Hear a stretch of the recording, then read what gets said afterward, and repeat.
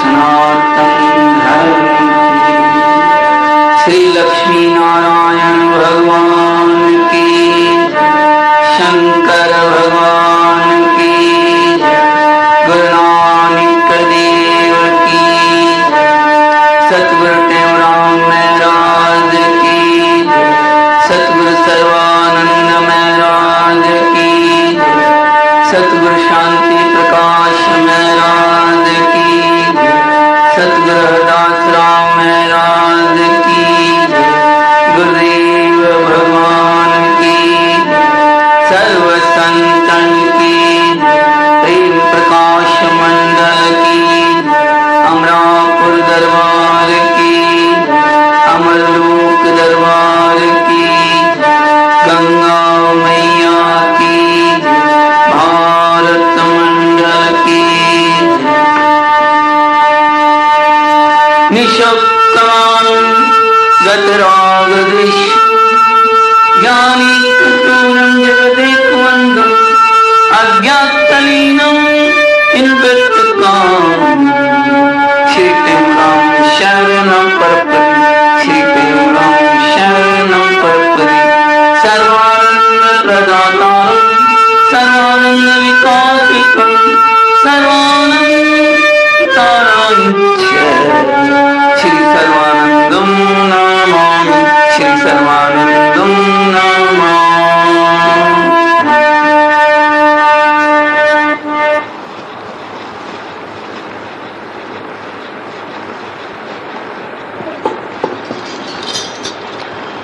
प्रथम बंधु गुरुपाल ब्रह्म जो है सबका मूल, रामा जो है सबका मूल, रामा जाकी इच्छा ते बना सूक्ष्म जगत स्थूल, जाकी इच्छा ते बना सूक्ष्म जगत स्थूल, हरिहर सूर गणेश पुन शारद मात जाके पद वंदन किए सर्व विघ्न मिट जाए, सतगुरु के पद पदम का लेकर मैं आधा, कहते हो संसार में शोध लिया मिलता, कहते हो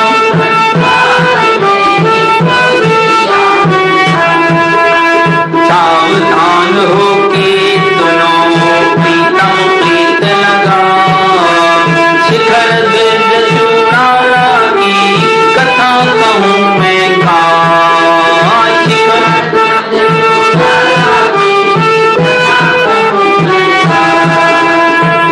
ज्ञान वैराग्य विज्ञाना है, कुल पद विद धर्म प्रधाना है, जितनी जग नर नारी है इसकी सब अधिकारी है, कहते हूँ जो सुन विचार पावे तो जन मोक्ष द्वार, मात गर्भ में तेर न आवे, मात गर्भ में अजर अमर घर माए समान, अजर अमर घर माए समान।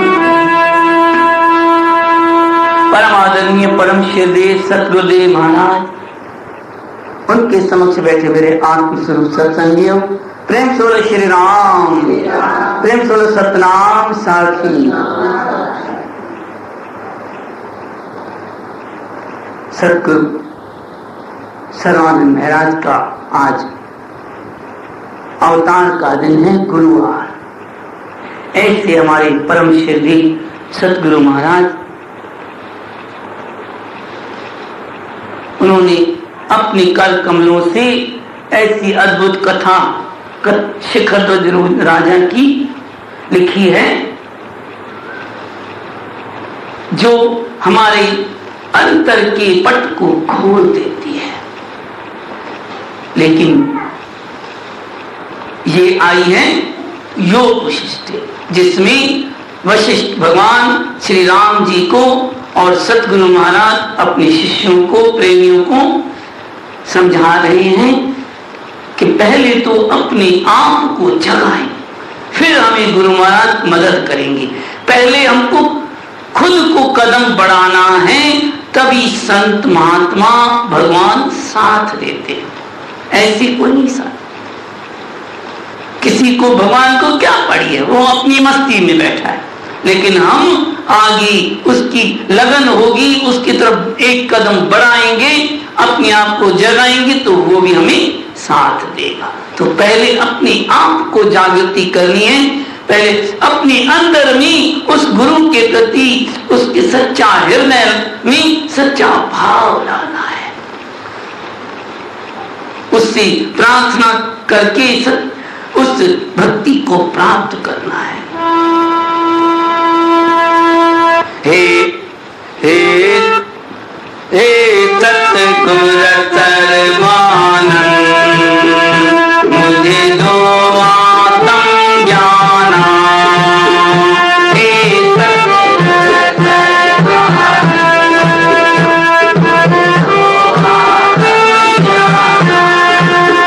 मैं आया तेरी हूँ शरण, मुझे दे दो अभय दाना।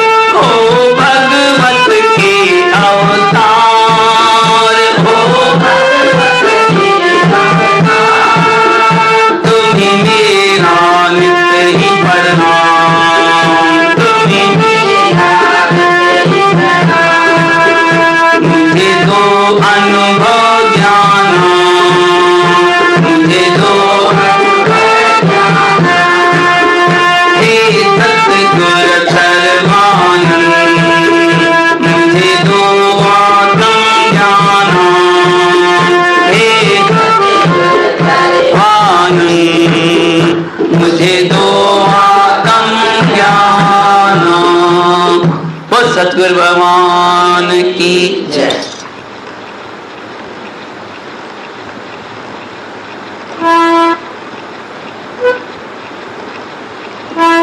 20 वर्ष का जब हुआ खेलन गया शिकार, बसंत ऋतु का समय था फूला बाग बहार।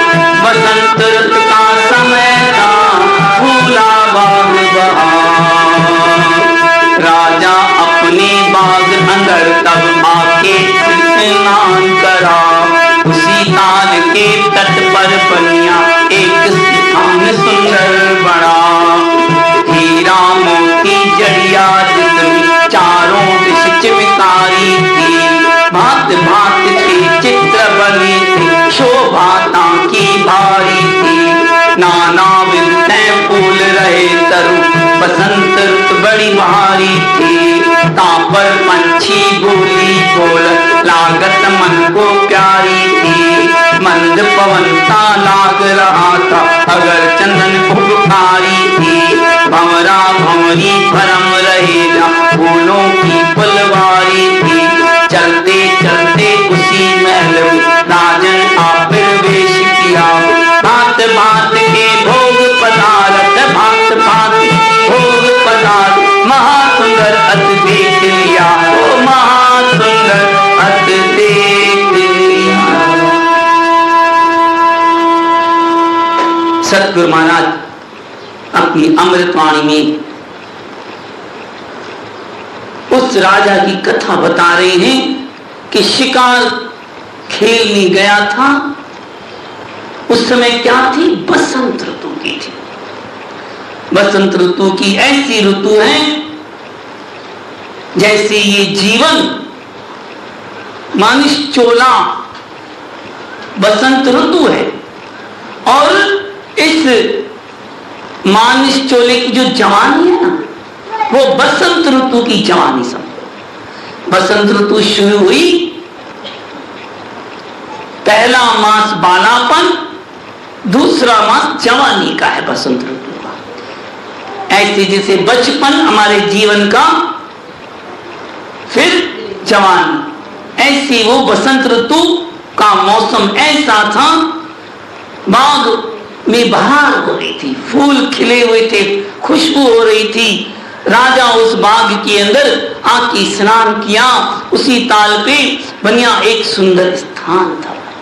ऐसी बसंत ऋतु में देखो, बसंत ऋतु ऐसी प्यारी है, हमारे सतगुरु को बहुत प्यारी थी, साईं टेवराम को, साईं सर्वानंद को। उसके बारे में महिमा गाई, रुत रुत में है रंग साहिब का, रुत रुत में है रंग साहिब का, बसंत रुत रंगवारी रे, बसंत रुत रंगवारी रे, सूखे तर भय पत्र अपारा, सूखे तर भय पत्र अपारा, बन बन फूले बाग पुलारा, बन बन फूले बाग पुलारा,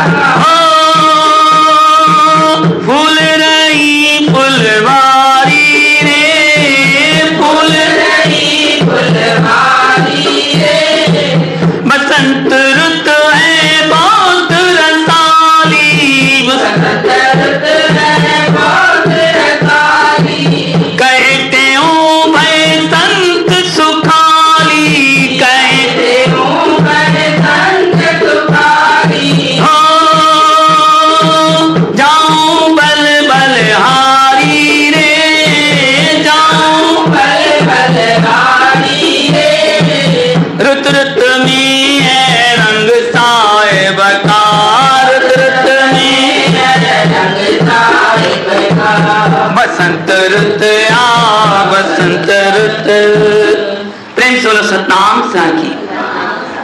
तो ऐसी बसंत ऋतु में, उस बसंत ऋतु का जो जैसा फायदा उठा सके, ऋतु वही है, चीज वही है, व्यक्ति वही है, उसमें हमारा भाव कैसा है। उसी बसंत ऋतु से हमारे अंदर कामनाएं जा सकती हैं, उसी बसंत ऋतु से हमारे दिल के अंदर की आनंद की लहर उठ सकती है, उसी बसंत ऋतु में हमारी मन की वृत्ति अगर सतोगुणी है तो सत्संग संतों में लग सकती है, स्वाध्याय में लग सकती है। वस्तु वही है, कहानी वही पढ़ी जाती है, उस कहानी से कोई बुरे गुण लेता है, कोई अच्छे गुण लेता है। एक सिनेमा देखने जाते हैं, कोई उसमें से अच्छे गुण लेता है, कोई बुरे गुण लेता है। लेकिन समय ऐसा रजोगुणी है कि बुरे ही पकड़ में आते हैं। इस समय जो है ना, संग का इतना असर है जो किसी युग में नहीं होता। तो जैसी जैसी प्रकृति हमें प्राप्त होती है ना इस समय, जो जवानी में फिर बहुत मुश्किल होता है अपनी आंख को संभालना। बहुत ही ऐसी आयु है ये जिसको हमें बहुत संभाल के चलाना पड़ता है।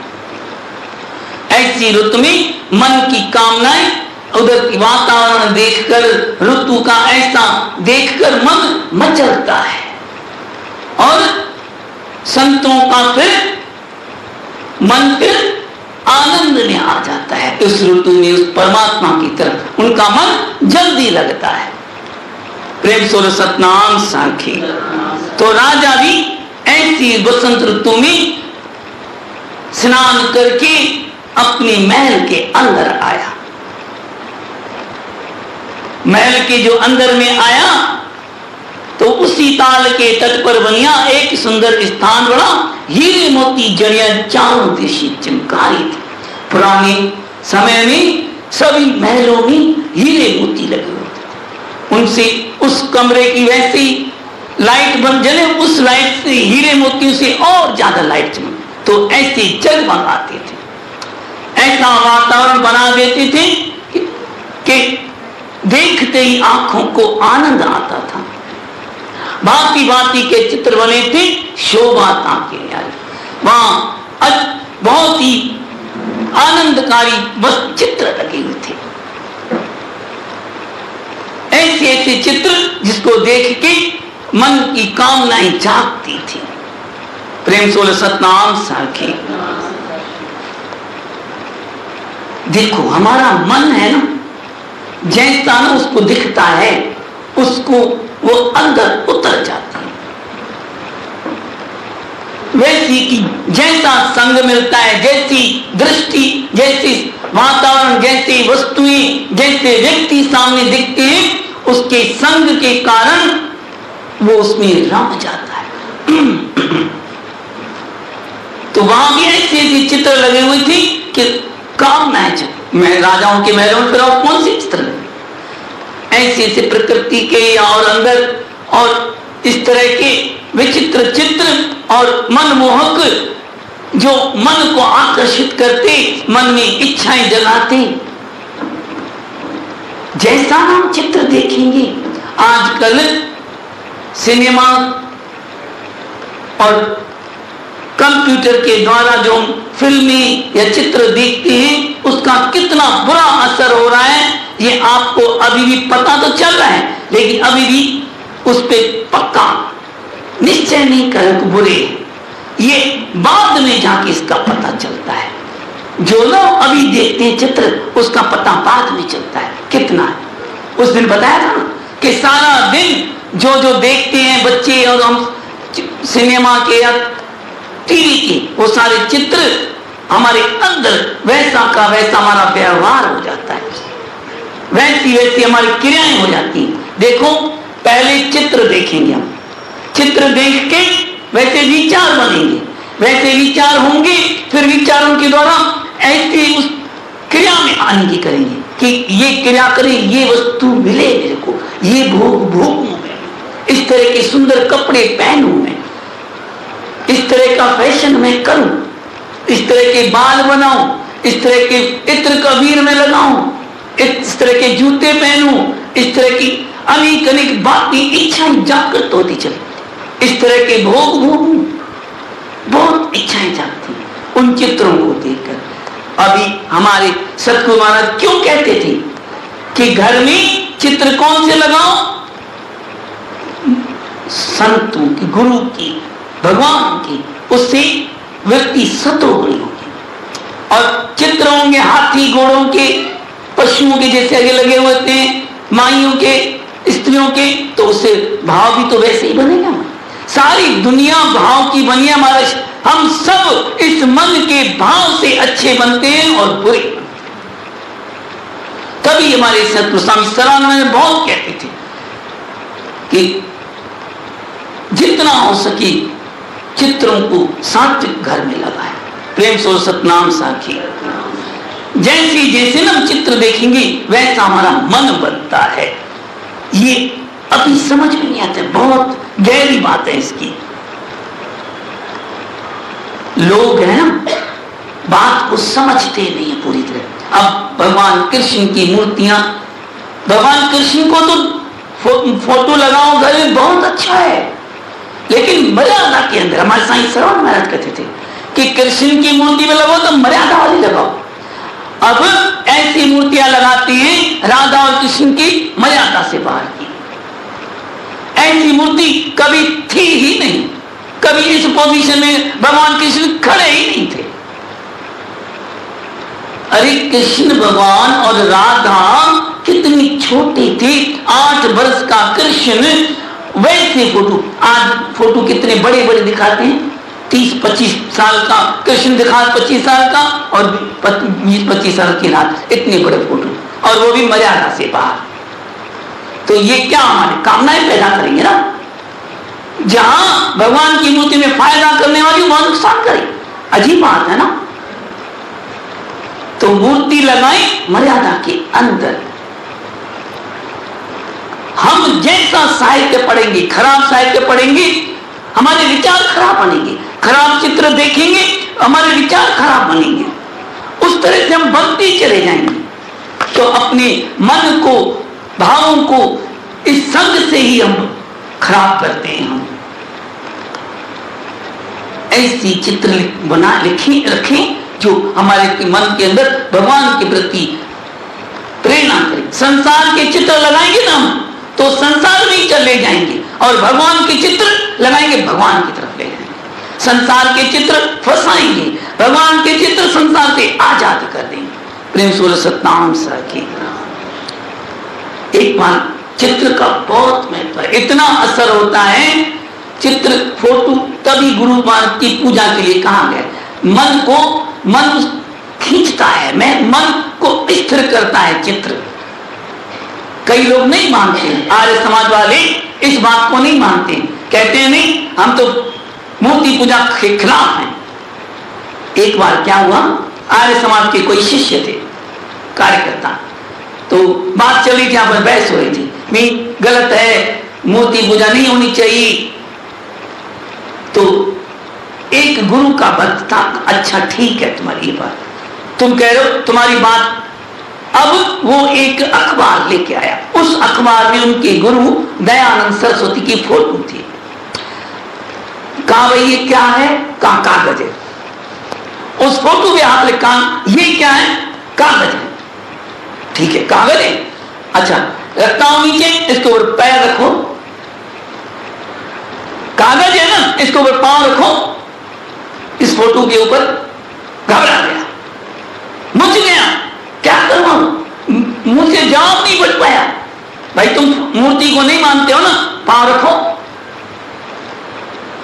अरे उस मूर्ति में उसके मन में भाव आ गया कि ये गुरु की मूर्ति है मेरी। तो ये कहना कि मूर्ति पूजा गलत है, ये हमारी असमझ है। ये मूर्ति पूजा पहली सीढ़ी है। हमारे गुरु महाराज कहते थे मूर्ति पक्की हो जाए ऐसी कि भाई जैसे मैं हूं ही नहीं, केवल गुरु महाराज जी सामने बैठे हैं, फिर भले मूर्ति रखो न रखो तुम्हारी इच्छा है। उसके बाद फिर शब्द में उसके अर्थ में स्थित हो। लेकिन मूर्ति की जरूरत है, उसके से हमारा मन बदलता है, मन में के भाव बदलते हैं, उसमें हम गुरु के, भगवान के प्रति हमारी भावना दृढ़ होती है। तो मूर्ति की बहुत महत्व है, केवल समझे। अब आगे कहते हैं फिर नाना विदित फूल रे बसंत, भांति भांति चित शोभा ताकी न्यारी थी, नाना विदित फूल ते बसंत बड़ी बहारी, ता पर पंछी बोली बोलत लागत मन को। वहां पे ऐसी बहार हो रही थी बगीचे में, और फूल खिल रहे थे, उस पे तोते मैना ऐसी गुंजन आवाज मधुर कर रहे थे। वो अपनी मधुर भाषा में उस परमात्मा का नाम ले रहे थे, मधुर बोली में मन को अपनी आकर्षित कर रही थी। और किस पर वो अपनी विधि से उस भगवान की नाम उच्चार। आप कहते हो पक्षी उच्चारते हैं, हाँ पक्षी उच्चारते हैं। हर पक्षी उस परमात्मा की बोली बोल रहा है, लेकिन सुनने वाला सुन सकता है। कोई गुरु का प्यारा, हमारे सतगुरु सर्वानंद सुनते थे, ये सबको पता नहीं है बात। ऐसी बोली हर एक तोते की, मैने के, कबूतर के, अरे कौवे तक के, और जो छोटे छोटे पक्षी, चिड़िया, सबके मुख से वो गुंजन हो रहा है। और वो गुंजन उस निराकार का हो रहा है। बोलो इतनी बड़ी बात। हालांकि पशु पक्षी नहीं समझ रहे कि मैं क्या बोल रहा हूं, लेकिन आवाज उसकी जो निकलती है, वो गुरु का सच्चा भक्त उस आवाज को, उसमें से वो आवाज सुन लेता है, उस परमात्मा की, ओंकार की, शिवोहम की, वो बोली ओम की उसकी सुनता है। सुबह सवेरे एक उठ के देखो, उनकी बोली को ध्यान दो, वृत्ति एकाग्र करके सुनाई देगी प्यारी प्यारी, उसमें से वो आवाज। एकांत की बहुत आवश्यकता है। हमारे गुरु महाराज कहते थे जीवन केवल संसार के लिए नहीं मिला है, केवल खाना पीना और झंझटों में फंसा रहना। जीवन आनंद, उस परम आनंद को पाने के लिए मिला है। जीवन के अंदर की हंसी प्राप्त करें। आज अंदर की हंसी गुम हो गई है हमारी। अंदर हम बाहर भले कुछ भी बना के बनावटी चेहरा, लेकिन वो बोल देता है। हमारा चेहरा दर्पण है। ये मन दर्पण की तरह है, वो उस दर्पण से हमारे चेहरे से वो बाहर झलक पड़ते हैं उदासी के। तो जीवन उदासी के लिए मिला है, आनंद के लिए, खुशी प्राप्त करने, चिंता के लिए मिला है। उस परमात्मा रूपी आनंद को, सच्चिदानंद को प्राप्त करने के लिए मिला है। आनंद का पुंज है प्रकृति।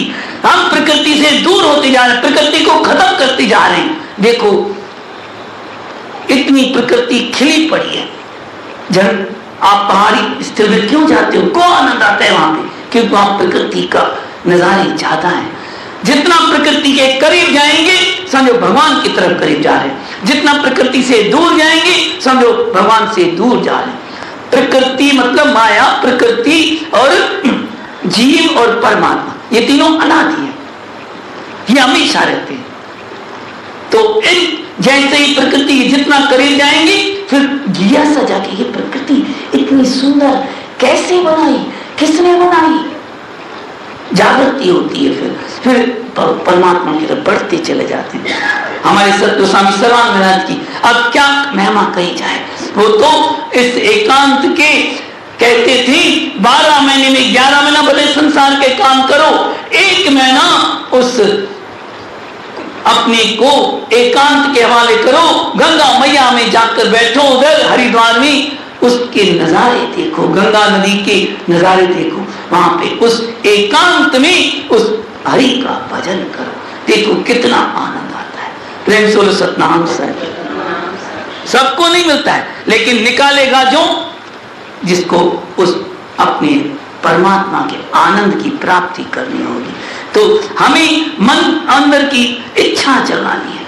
हमारे सतगुरु महाराज तो कहते थे मुझे तो और कुछ ना चाहिए, गंगा का किनारा अभय दान मोहि दीजिए, ऐसा मान।